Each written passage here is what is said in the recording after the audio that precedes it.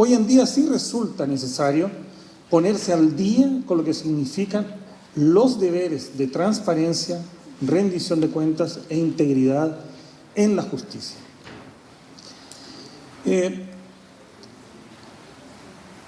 Voy a tratar diversos temas relacionados, pero justamente van a tener un denominador común, que es el desafío que tienen los órganos de justicia y el Consejo Nacional de la Judicatura en su rol para los próximos años. Voy a hablar de algunos ejemplos que no son de El Salvador también, evidentemente. Es más fácil, además, hablar de los demás. Y voy a hablar también de alguna cosa de Chile y de algún vecino. Bien, pues, esta es la última presentación. Esa es la última. Fíjense que este tema de la ética, la moral, la justicia, en el fondo de las virtudes, ya era tratado hace varios miles de años. Platón nos cuenta en la obra Protágoras, en sus diálogos, cómo Protágoras y Sócrates hablaban acerca de la virtud, y Protágoras le explicaba a Sócrates cómo había aparecido esto de la virtud en los seres humanos, en los hombres, en las mujeres. Pues bien, Protágoras comentaba, utilizando un mito muy antiguo de la Grecia, que los dioses le habían distribuido a todos los seres vivos algunas fortalezas. Le habían dado algún tipo de herramientas. A algunos le habían dado fuerza, a otros agilidad, a otros astucia, a otros le había dado tamaño. Pero vieron que el hombre había quedado débil y desnudo. El hombre y la mujer eran seres débiles y desnudos, no podían hacer nada contra las fieras. Y entonces decidieron darle el fuego y la inteligencia. Y los dotaron con esos dos dones, el fuego y la inteligencia. Y finalmente lo que sucedió al cabo de un tiempo es que los dioses se dieron cuenta de que los hombres y las mujeres se reunían de pronto y luego se separaban. Volvían cuando obtenían algún tipo de beneficio, de provecho, de progreso, se desligaban de los demás y se iban por cada uno por su cuenta. E incluso entraban en batallas y competían por todo, pero no había una ligazón entre ellos. Se dieron cuenta que algo no tenían los seres humanos. Y llegaron a la conclusión que lo que no tenían era moral y justicia.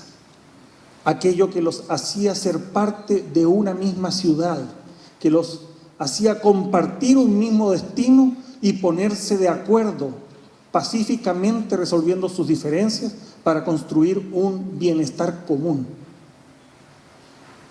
Y así entonces, cuando se iban a distribuir los dones, Hermes le preguntó a Zeus, ¿a quién debería otorgar el sentido moral y de la justicia?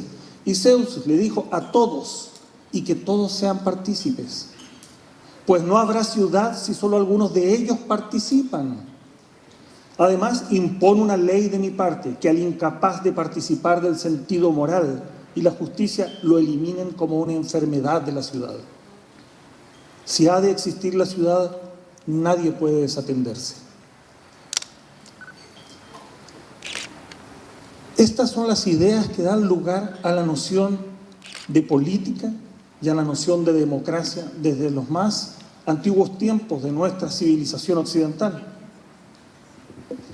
Bien, pues, pero resulta que la democracia la estamos viviendo hoy en día. Sin embargo, tiene algunos problemas asociados a la moral y la justicia, asociados a la virtud. La verdad es que tiene bastantes problemas, pero vamos a atendernos a uno específico, que es el problema de la corrupción. Vamos a utilizar un modo de explicar fácilmente cuál es el problema de la corrupción en la democracia, utilizando la teoría de decisiones y específicamente la teoría de la delegación, la teoría del agente y el principal. Usualmente hay un principal que es quien manda y un agente que es quien cumple lo mandado. Eso es muy fácil. Es la teoría del mandato. El principal le ordena a la gente que cumpla un cometido, y este cometido lo tiene que cumplir la gente con el cliente. Entonces, el agente atiende las necesidades, en este caso, de la población. Este cliente es la población de El Salvador, en este caso, y cumple su mandato. Entonces, ¿qué hace la gente luego que cumple el mandato? Rinde cuentas, por supuesto, rinde cuentas al principal. Sin embargo, puede haber un problema aquí. El problema es que la gente, cuando atiende al cliente, lo puede hacer mediante una extorsión, mediante un soborno, haciendo uso del favoritismo para favorecer a unos en lugar de a todos o de al que en equidad corresponde, y del nepotismo, beneficiando con las atribuciones y recursos que le han sido dados como agente solo a la familia, solo a los más cercanos. Finalmente, no atendiendo al interés del cliente ni respondiendo al mandato del principal, sino a su propio interés o al interés que le ha sido generado por algún cliente interesado en saltarse el curso de la justicia, por ejemplo. Entonces, el agente también podría ser que no establece alguna diferencia entre los clientes, pero malversa, defrauda, incurre en enriquecimiento ilícito, se apropia de los bienes que están destinados a los clientes. Y finalmente, ¿qué es lo que hace el agente? El agente engaña al principal.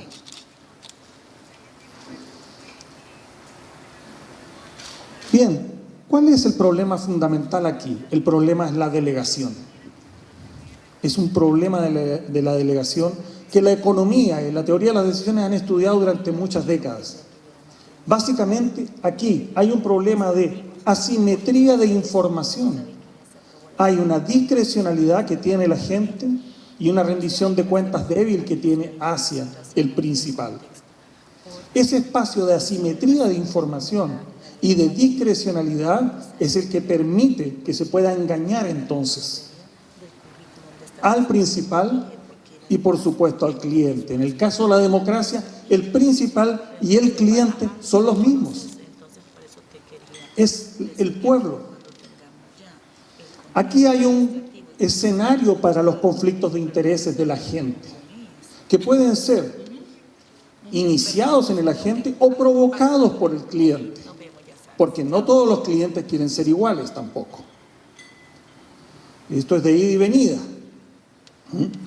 Es activo y pasivo.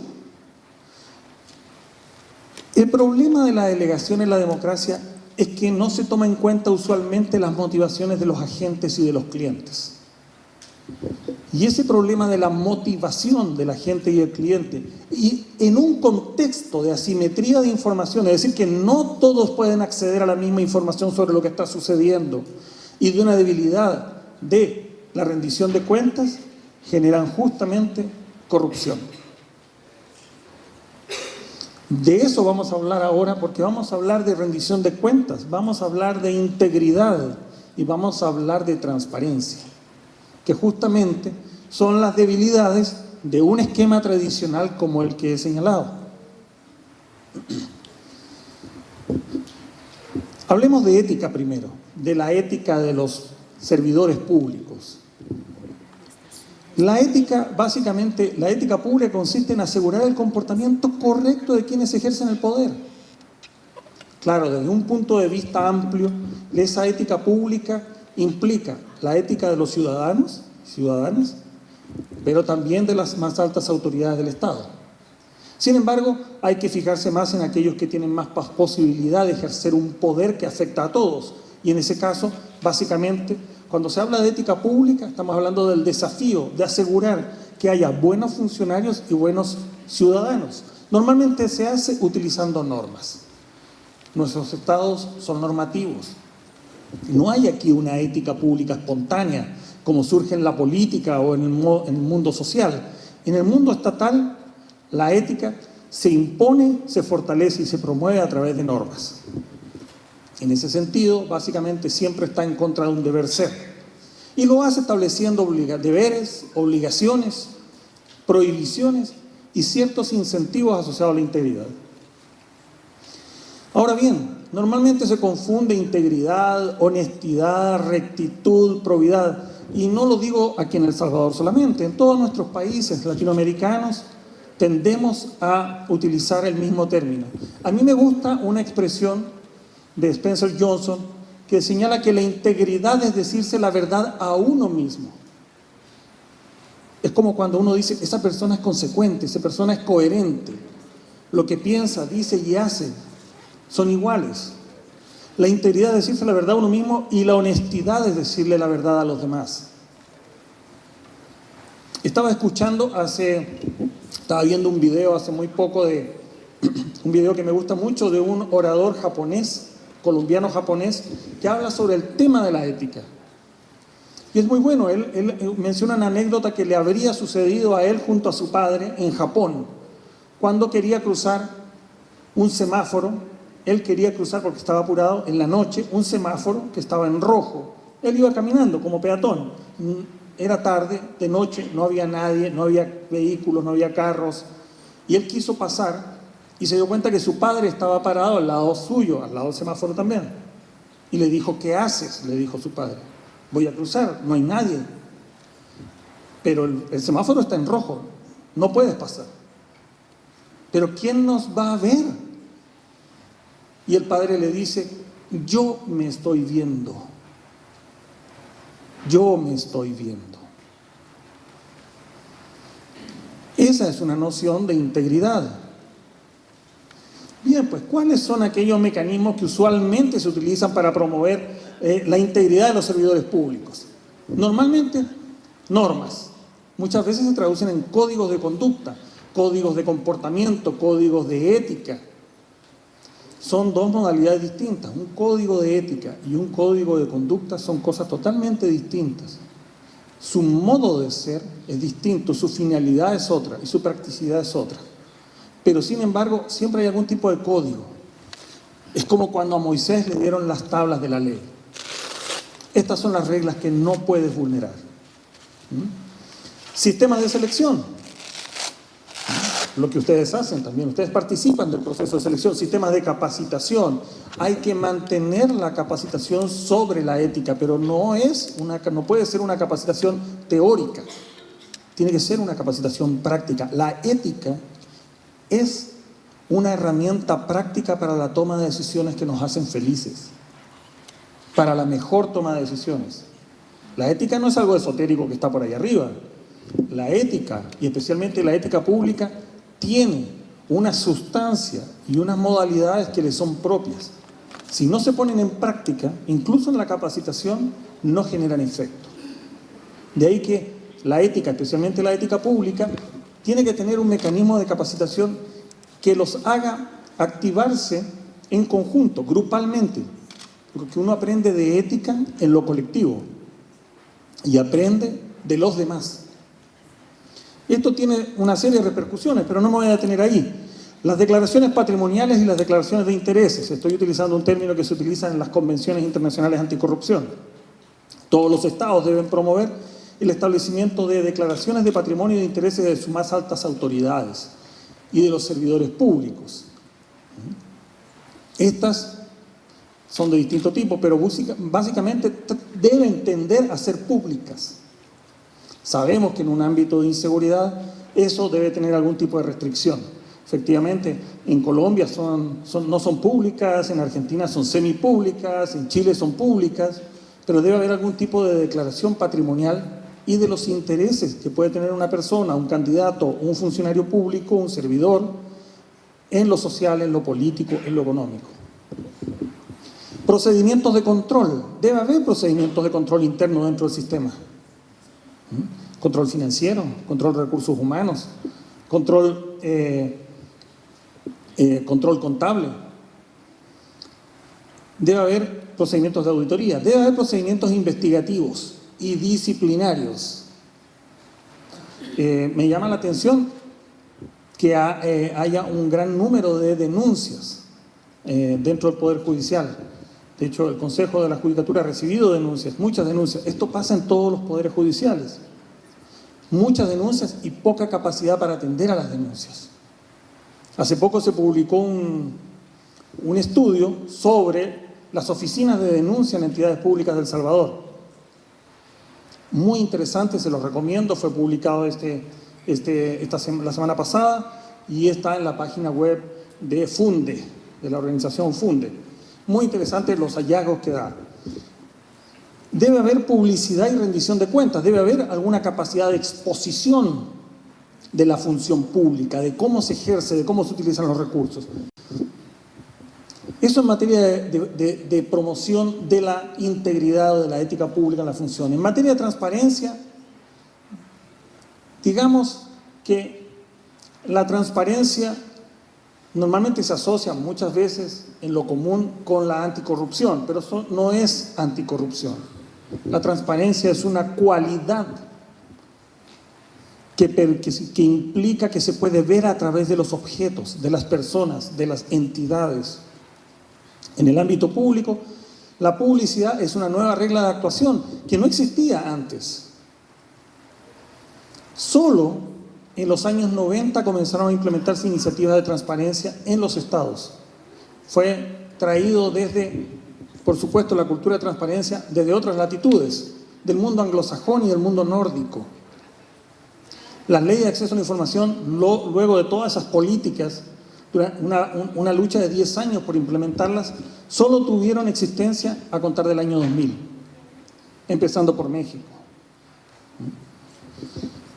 En Suecia, y eso para que veamos la diferencia cultural que puede haber, Suecia, uno de los países más transparentes del globo, tienen una ley de acceso a la información desde el año 1766.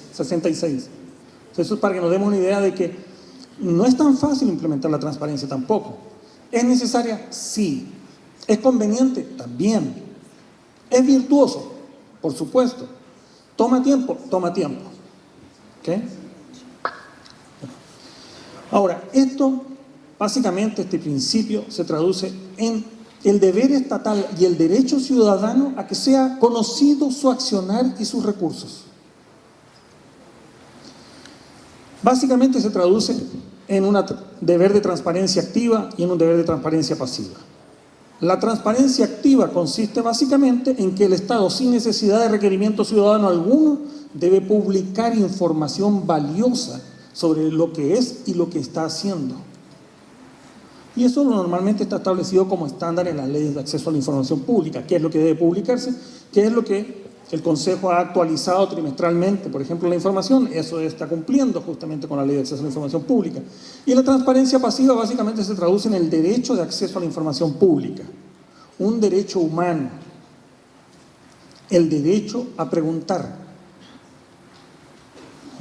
Porque la información no es del Estado. Y eso es un cambio de paradigma. La información no es del Estado. La información es de la sociedad toda. El Estado está custodiando y administrando esa información. Pero todos tienen derecho a conocerla. Por supuesto, con las limitaciones legales establecidas.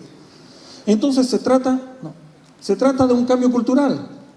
Les voy a contar una anécdota muy breve que me sorprendió.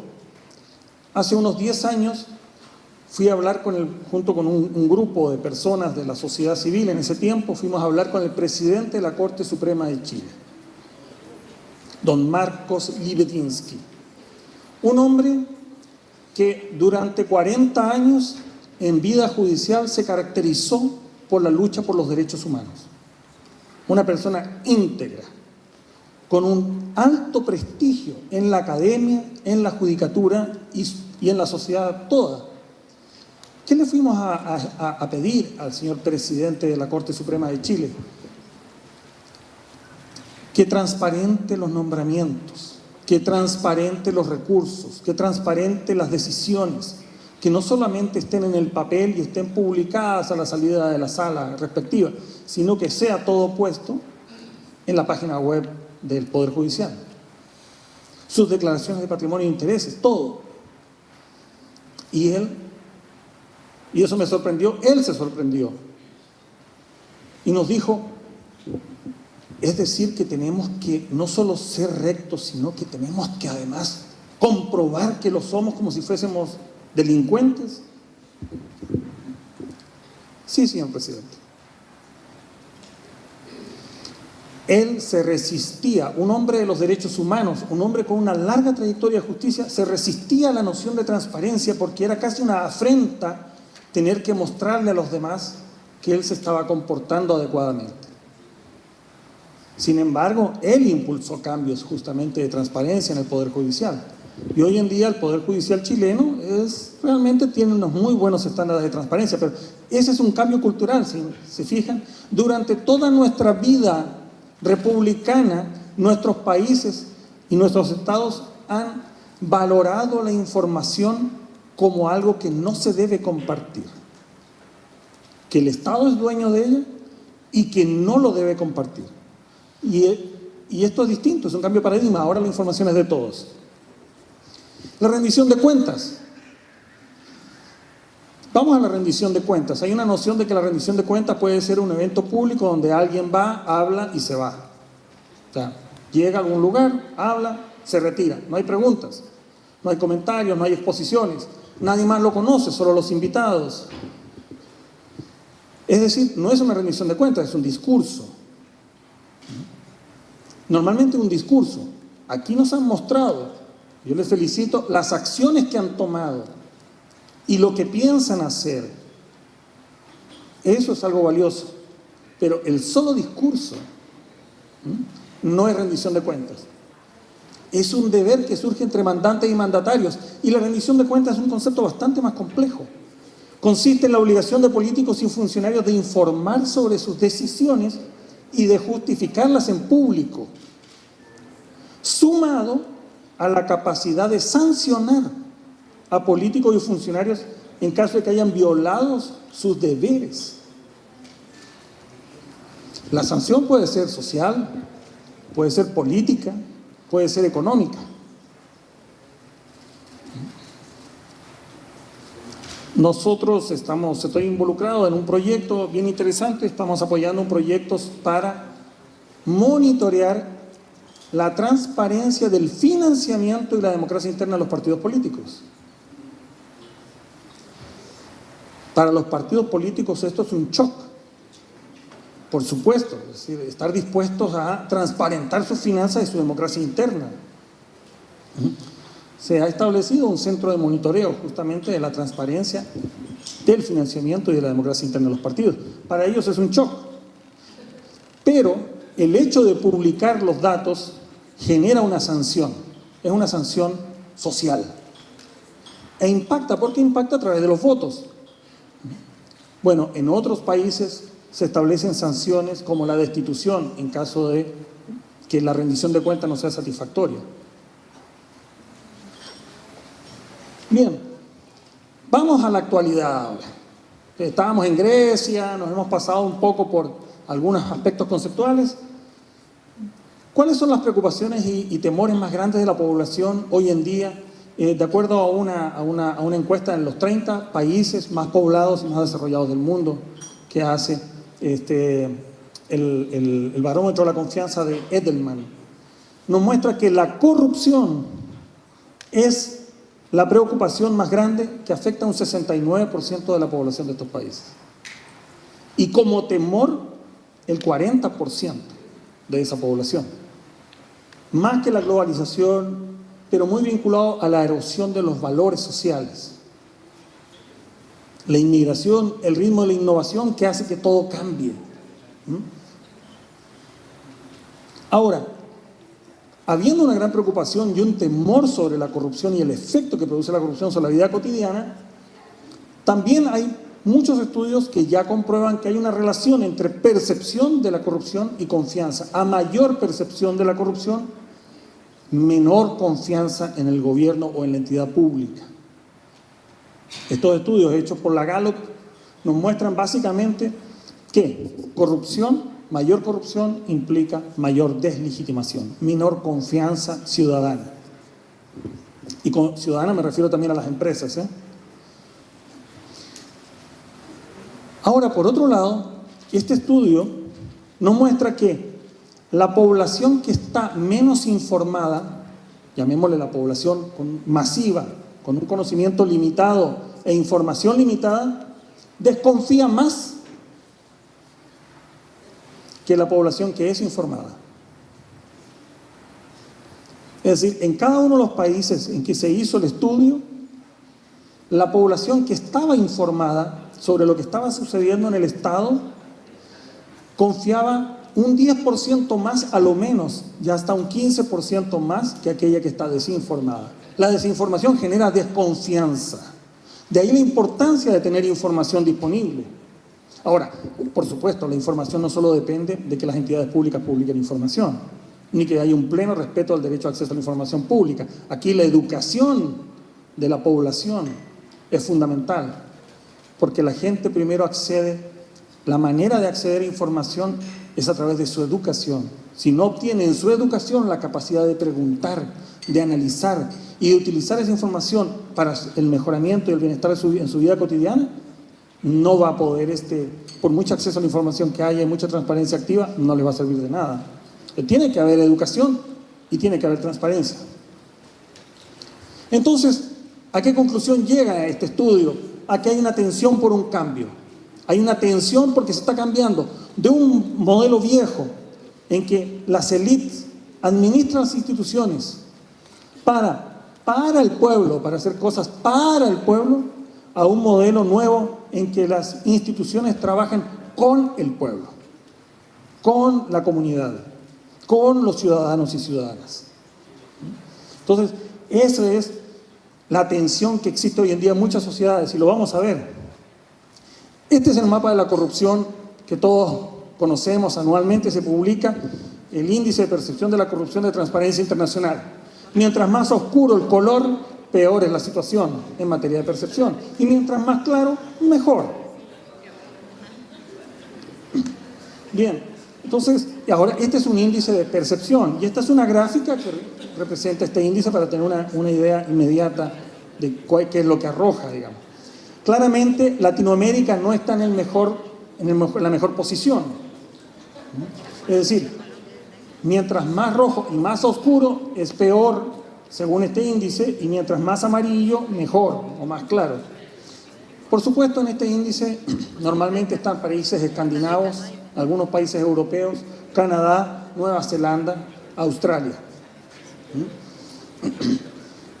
Y en América, bueno, aparte de Canadá, los que tienen una nota medianamente buena serían Estados Unidos, Costa Rica, Chile y Uruguay. La parte oscura, la más oscura, son los peores lugares a nivel mundial.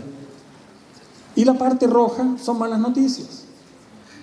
En una escala de 0 a 100, ¿cuál es la puntuación actual? De acuerdo al último índice de El Salvador. ¿Alguien sabe el dato?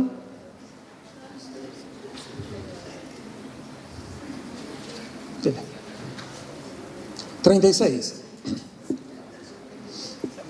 Entonces, esta nota, no vamos a hacer la similitud con la escuela, el colegio, ni cómo uno queda o pasa, no vamos a entrar en ese detalle, pero claramente no es una buena nota. Eso es lo importante, que no es una buena nota, es decir, que hay, si somos optimistas, un gran margen de mejora.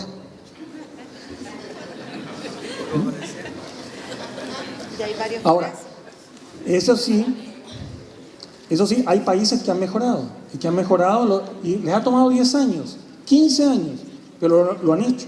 Uruguay, por ejemplo, Bolivia, son países que han mejorado. Costa Rica estaba genial y se fue hacia abajo en los últimos 15 años. Entonces, la corrupción en El Salvador es parte de esta ecuación que habíamos visto de la democracia. Está afectando la democracia. Existe una cultura persistente en nuestros países, una cultura de corrupción, que es persistente, que es antigua. Algunas piensan que es parte de nuestra cultura, pueden ser parte de nuestra cultura en algunos aspectos, pero ciertamente tiene razones históricas, tiene razones sociales y económicas. Cuando le decían al presidente Álvaro Obregón, cuando llegaba su asistente a decirle: El general se encuentra con los ejércitos a las puertas de la ciudad. ¿Qué hacemos, presidente? No se preocupe. Nadie aguanta un cañonazo de 50.000 pesos. Y efectivamente el general nunca entró a la ciudad. Es parte de la antigua manera de gobernar. Pero antes no se veía tan fácilmente. O se aceptaba. O se aceptaba. Hoy, los actuales casos de corrupción están generando aún más confianza, más de confianza y mayor de legitimidad en todos los países de Latinoamérica. El caso Odebrecht es solamente una muestra transnacional de lo que ocurre cotidianamente en la relación entre el dinero, la política y el Estado en muchos de nuestros países. El caso La Línea en Guatemala, ¿para qué les digo? O sea, es decir, prácticamente en Perú no solo hay 3 presidentes de la República involucrados, expresidentes de la República, ya hay 4. ¿Sí? Ya van 4 expresidentes de la República involucrados en el caso de Odebrecht, solo en ese caso. Si a esto le agregamos los Panama Papers y otro tipo de datos, pues puede hacerse más oscuro el panorama. Pero básicamente, hoy en día hay mayor capacidad de poder ver, estos casos han sido sacados a la luz pública y están generando un impacto en la población y a través de la población en las entidades públicas. ¿Cuál es la opinión de los salvadoreños sobre la función pública? Negativa. Desde el punto de vista de la corrupción me refiero, no desde el punto de vista de la atención a los servicios públicos. Este barómetro de la corrupción de Transparencia Internacional, el 2013, porque en el 2016 no fue incluido El Salvador, pregunta, y estos porcentajes no cambian mucho, pregunta, digamos, sobre corrupción en el Poder Judicial. Y los encuestados señalan que en un 81% que el Poder Judicial es corrupto. Esa es la percepción. Eso era el 2013. Esto no cambia mucho, pero ese fue el 2013, debo decirlo. Y los funcionarios públicos y los servidores públicos, un 76%. Es decir, de todos modos, una mala opinión también de los servidores públicos. En general, una mala visión sobre aquellas personas que ejercen el poder, donde hay una peor percepción respecto de los funcionarios del Poder Judicial. Ahora, vamos más a la realidad. Se les preguntó también si habían ellos o sus familiares pagado en el último año un soborno en el Poder Judicial. Un 6% dijo que sí. Puede parecer poco. ¿Cuántos demandantes y demandados hay en este momento en el stock del Poder Judicial? Y saquemos el 6%. Estoy seguro que es una cifra alta. Este es un desafío que tienen todos los poderes judiciales de Latinoamérica. ¿Cómo lo ven los empresarios? Ellos dicen que han perdido dinero o negocios debido al soborno. En El Salvador, un 27% de los empresarios dicen que sí. Han perdido negocios debido al soborno. La persistencia de la corrupción se debe a que la corrupción y el soborno no son perseguidos penalmente o a que los empresarios en realidad no le han tomado el peso a esto. Un 28% de los empresarios dice que es debido a que no son investigados los casos. ¿Y cuál es la mayor eficacia en la lucha contra la corrupción? ¿Las leyes nacionales antisoborno o lo son el periodismo de investigación? El periodismo de investigación, dicen los encuestados. Es decir, no le atribuyen una capacidad al Estado y a los aparatos de investigación y enjuiciamiento, una capacidad suficiente. Esa es una percepción en todo caso, pero está bastante difundida. ¿Cuáles son las características que tiene el fenómeno corrupto? Solo voy a mencionar esto. Primero, asumamos que no hay ningún tipo de organización que esté libre de ella. Siempre hay algo, o mucho, pero no hay una que esté libre. Segundo, en el sector público está distribuido de distinta manera, tiene distintas características dependiendo de la entidad pública, y el Poder Judicial tiene sus tipologías propias. Es un elemento potenciador negativo porque opera como un mecanismo ilegítimo que refuerza o que desarrolla o profundiza la comisión de ilícitos. Es un ilícito en sí y además propicia la comisión de otros ilícitos, en materia migratoria, en materia aduanera, en muchas otras materias. ¿Y dónde brota más fácilmente? Donde hay baja capacidad institucional. De ahí la importancia del fortalecimiento institucional de las entidades públicas. Y donde hay altas necesidades colectivas, como la justicia. Baja capacidad institucional y una alta necesidad colectiva, donde hay intereses. ¿Y afecta a quién más? ¿A quién afecta más? Pues a los que tienen menos recursos. El recurso político, el recurso económico, el recurso social. Bien, introduzcamos algunos mecanismos. ¿Cuáles son los mecanismos para introducir integridad, transparencia y rendición de cuentas en el ciclo de la función pública? Avancemos. El ciclo está compuesto por el ingreso a la función pública, la carrera misma, la promoción dentro de la carrera y el egreso de la función pública. Básicamente se integran la ética, la transparencia y la rendición de cuentas a través de la transparencia del proceso de selección, la rendición de cuentas del proceso y la aptitud del proceso. La transparencia tiene que ver con que sea transparente la convocatoria, el perfil, los mecanismos objetivos de evaluación basados en el mérito, la equidad y la aptitud, y la transparencia de los resultados. Y la rendición de cuentas tiene que ver con la publicidad de los resultados y la posibilidad de escrutinio y evaluación de si fue correcto o no. Es más, cuando una vez que ya los seleccionados ingresan a la carrera, ¿qué es necesario? Es necesario que haya normas de comportamiento y desempeño, normas de comportamiento y desempeño, formación, no solo técnica, sino también la formación actitudinal, la formación ética. Y tiene que haber procesos de inducción. No se puede llegar a una entidad pública y saber cómo ser funcionario público, servidor público, conocer los procedimientos, la organización misma. Hay empresas que se toman hasta 2 meses para inducir a su personal a que conozcan la empresa, todas sus partes, se familiaricen con las normas, con los procedimientos, con los estilos, con las políticas. En materia de promoción, pues es necesario, una vez que se está en la carrera y se quiere promocionar, que haya sistemas de evaluación de desempeño funcional, desempeño disciplinario y desempeño ético cuando hay una diferencia entre lo disciplinario y lo ético. Debe haber formación también, capacitación, en lo actitudinal y en lo ético, y en lo actitudinal y en lo técnico, pero también debe haber una formación especializada. Ya estamos hablando de especialización de la formación. Y debe haber recompensas e incentivos, debe haber remuneración adecuada a las responsabilidades del cargo, como señala la Convención Interamericana contra la Corrupción, escalas equitativas, debe haber equidad a la misma función, igual remuneración, y debe haber también incentivos no remuneracionales, porque normalmente la remuneración en los sectores públicos se fija. Entonces hay que introducir algún tipo de incentivo que no sea remuneracional.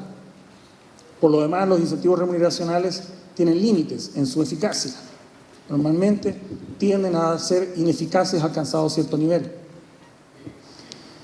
Y en materia de egreso, pues debe haber mecanismos normales de egreso, como el retiro voluntario, la jubilación, y mecanismos extraordinarios de egreso, es decir, procesos disciplinarios. Mecanismos de detección de una conducta incorrecta, mecanismos de denuncia, protección a los denunciantes, gran falla que arrojó justamente el estudio de la semana pasada sobre oficinas de denuncia. Debe haber procesos investigativos aptos y debe haber garantías de debido proceso, por supuesto. Ahora, para finalizar, les voy a mostrar qué es lo que han hecho unos vecinos suyos hace poco aquí en Honduras. La corrupción también es parte de la ecuación en Honduras.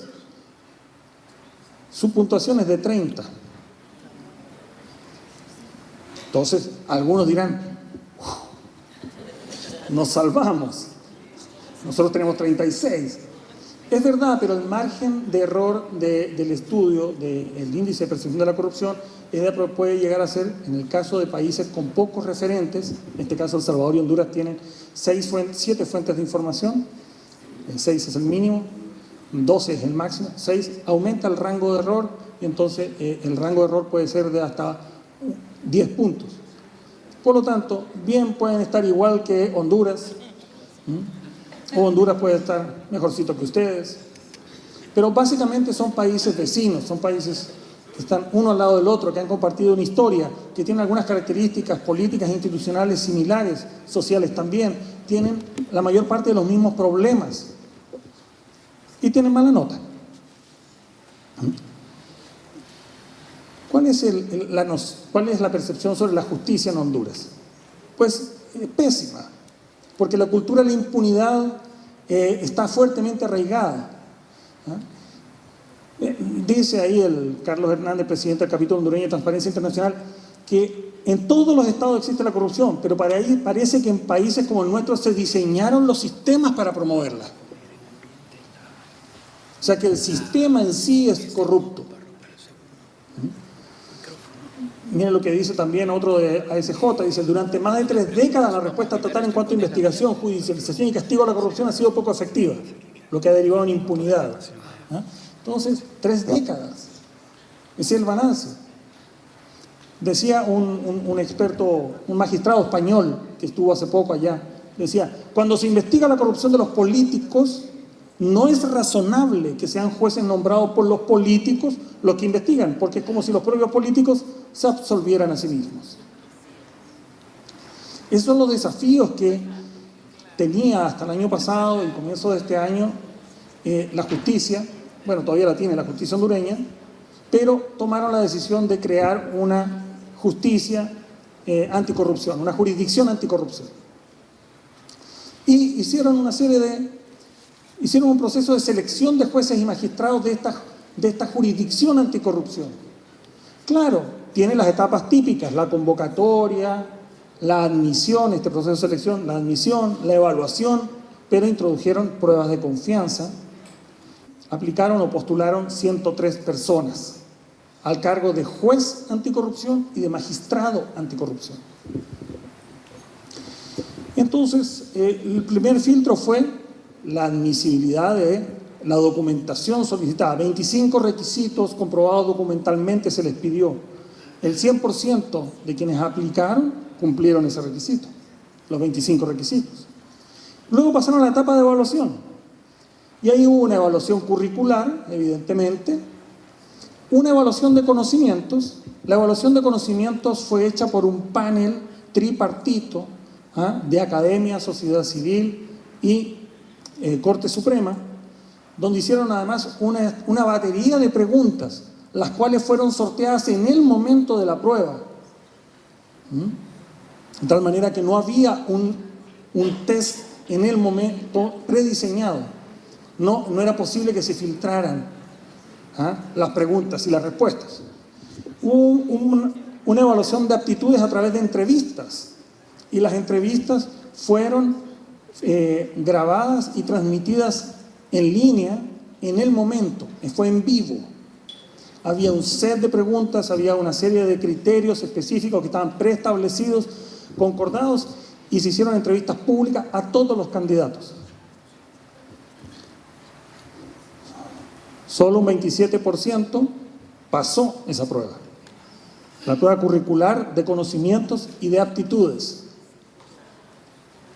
Y las pruebas de confianza luego llegaron. ¿Cuáles fueron las pruebas de confianza?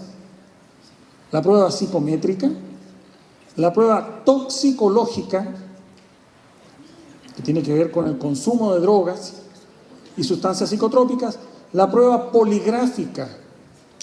Prueba poligráfica, o sea, a ese nivel se llegó en Honduras, en el nivel de desconfianza. Prueba poligráfica. Prueba socioeconómica, que se hace en muchos órdenes en el aparato de justicia, de policía y militar.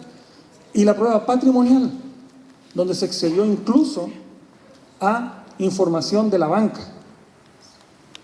Se hizo una profunda investigación patrimonial, quedó solo la mitad. Solo el 50% pasó todas las pruebas de confianza. Bastaba que una prueba de confianza fallara para que una persona quedara fuera del proceso. Y lo que sucedió es que la mitad quedó fuera. ¿Sí? La mitad de personas que habían cumplido requisitos, que habían sido evaluados curricularmente, que tenían conocimientos suficientes y que habían demostrado aptitud, quedaron fuera. Finalmente, entonces, fueron seleccionados 13 jueces y magistrados en la jurisdicción anticorrupción. 13 en total. Bueno, evidentemente que estas son prácticas, algunas que son conocidas y otras que son novedosas. Algunas llaman a inquietud. Se cuestiona uno si es que están debidamente garantizadas ciertos derechos constitucionales, etcétera, etcétera. Este es el nivel de, digamos, de desconfianza y de reacción que ha habido en Honduras respecto a la justicia en materia de corrupción. Bien, entonces, las reacciones ante el proceso. ¿Cuáles fueron las reacciones finalmente? Una persona de Casa Alianza señaló que ante los niveles de impunidad que se da en materia de corrupción, el Estado se ha visto obligado a crear un ente especializado, porque estaban conscientes de que no cualquier juez o magistrado estaba en condiciones de soportar un caso de corrupción, de llevar adelante un caso de corrupción. Aquí se habla de jueces éticos, de jueces valientes, que sean capaces de decir no a una llamada del Poder Ejecutivo, del Poder Legislativo. El presidente de la Corte Suprema reconoce que había una necesidad de imprimir transparencia y objetividad en todas las fases del proceso. O sea, que hubiese luz sobre todo. Y ahora están pensando replicar esta experiencia al resto del Poder Judicial porque les parece que, más allá de los recursos ingentes que esto requiere, que sí es necesario para el Estado hondureño. Bien, pues, entonces, para finalizar, algunas conclusiones. Primero, la integridad ha sido y seguirá siendo un desafío permanente de las entidades públicas. Segundo, que la transparencia no es una moda, llegó para quedarse. Es un cambio cultural que se viene y que no tiene retroceso. La ciudadanía es y será más exigente con los funcionarios públicos, con los servidores, con las entidades. Que no solo rindan cuenta, también no solo deben rendir cuenta las entidades del gobierno, sino toda entidad pública y toda entidad que administre fondos públicos o que satisfaga necesidades colectivas de manera permanente. El Poder Judicial, que no ha estado en el ojo del huracán, como lo ha estado típicamente la Asamblea, el gobierno, en todos nuestros países, puede tomar estas tendencias que llegaron para quedarse como una oportunidad para generar legitimidad y mayor confianza. Confianza en la justicia. Porque un Poder Judicial que es íntegro y transparente aporta decisivamente al desarrollo de un país. Agradezco mucho al Consejo Nacional de la Judicatura, lamento haberme extendido un poco más de lo que tenía previsto y les agradezco a todos por su presencia. Muchas gracias.